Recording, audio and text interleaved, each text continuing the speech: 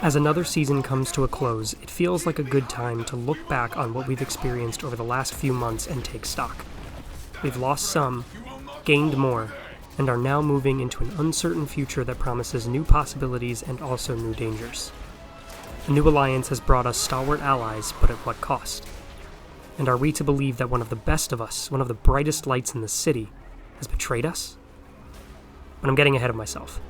Let's go back to the beginning, only a few months ago now. If we do not survive, this is the story.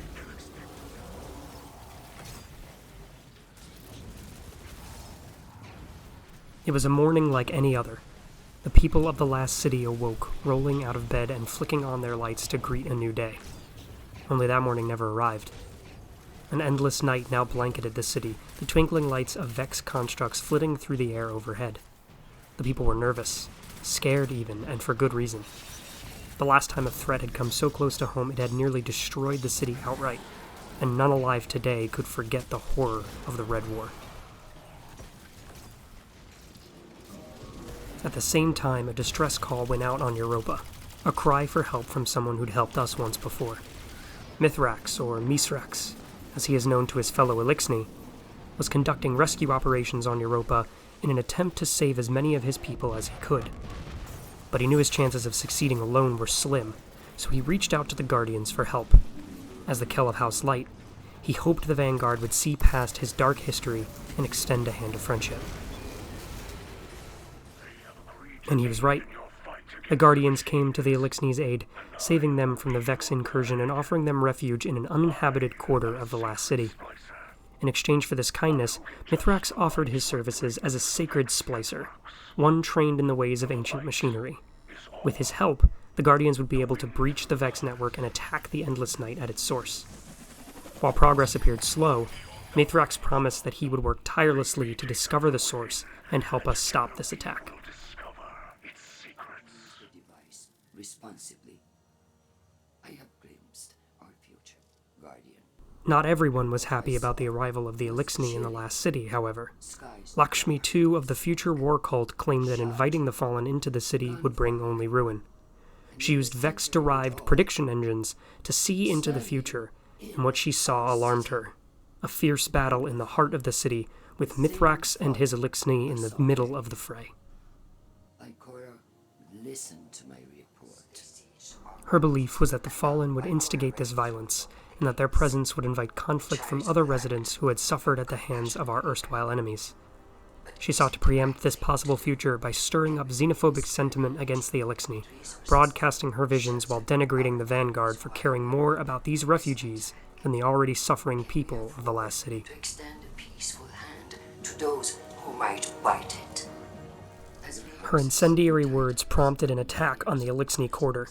Tanks of ether vital to the Elixni's survival were destroyed.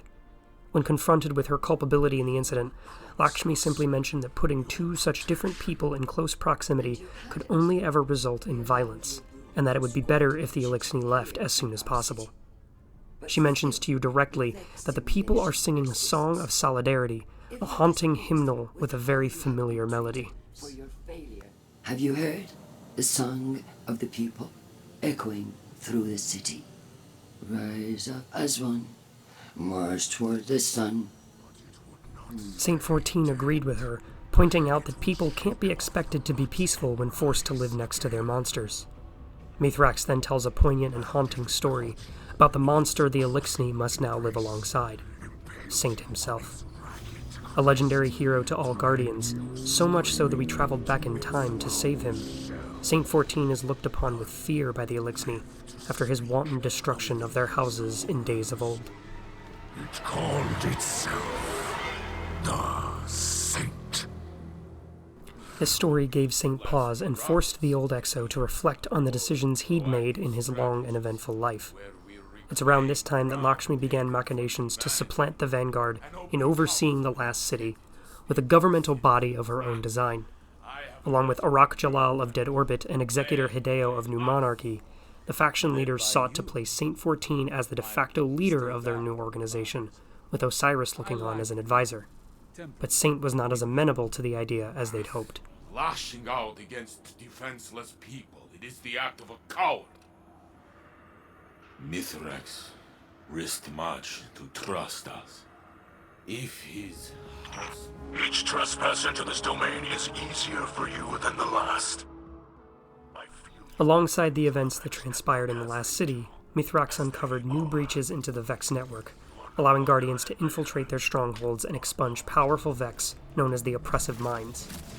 It was believed that their oppressive abilities were the root cause of the Endless Night, but Mithrax soon discovered that even after you eliminated them, other Vex were picking up the slack, and the night continued unabated. Something else was pulling the strings. Something deeper and far darker. Further probing revealed a Taken influence had crept into the Vex network and corrupted the original Expunge missions, filling them with blights and Taken enemies. As the Guardians made their way through these missions, Mithrax noted that the Endless Night was now truly weakening in the wake of these attacks. What's more, he managed to uncover the truth behind the Endless Night. Kuria, Blade Transform, a Taken Hydra in service to Savathun, was the true source of this incursion. Armed with this knowledge, the Guardians were able to make their way to Kuria's domain and delete the Vex Mind once and for all. Now aware of Savathun's insidious attempt to destroy the last city, the Vanguard began looking to the future with Mithrax and House Light at their side. Use this opportunity to do what the Fallen have always done. Covet. Cheat. But Lakshmi too was not to be forgotten so easily. After many sessions with her prediction engine, her mind had become splintered, fractured. In her mania, she decided that the only way to save the city was to open a portal in the middle of the Elixni Quarter and blast them all into space. Unfortunately, she overestimated her own ability and became a casualty of her own hubris. As the Vex poured into the last city through this breach, the Guardians and House Light sprang into action. I've learned how to safely command the power of the Vex. I would use it to do what the Vanguard will not. I will tear open a rift, banish the Fallen to the depths of space from where they came. We alone. After a prolonged battle that saw Saint 14 and Mithrax fighting back-to-back to protect their people, a united front of both Elixni and the Vanguard managed to push the Vex back and save the day. A notable absence was Osiris, who vanished during the battle and who, some say, was briefly seen on a nearby rooftop simply watching the carnage unfold. It's impossible to corroborate, and Osiris has not been seen since that fateful day.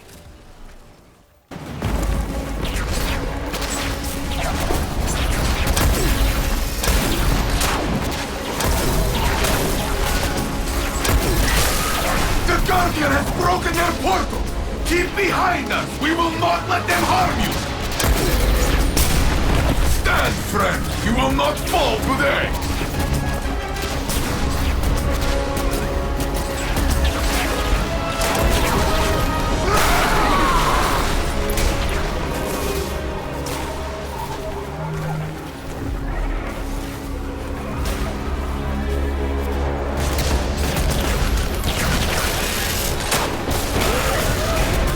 If we do not survive, this is the story LXD will tell.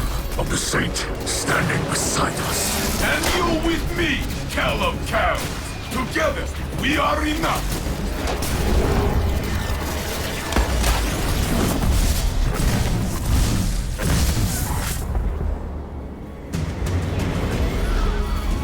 More than enough.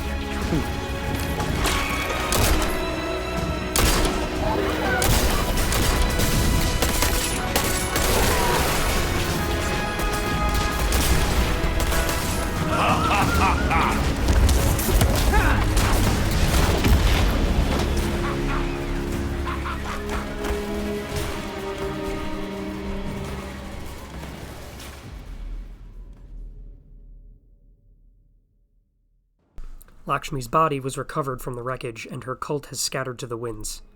Arak Jalal and Executor Hideo have both fled the city with their followers, no doubt in fear that their involvement in her schemes would result in some form of punitive measure they were not willing to suffer. A memorial was erected in the tower to remember those we lost in the attack, Elixni and Vanguard alike. Always. The light provides.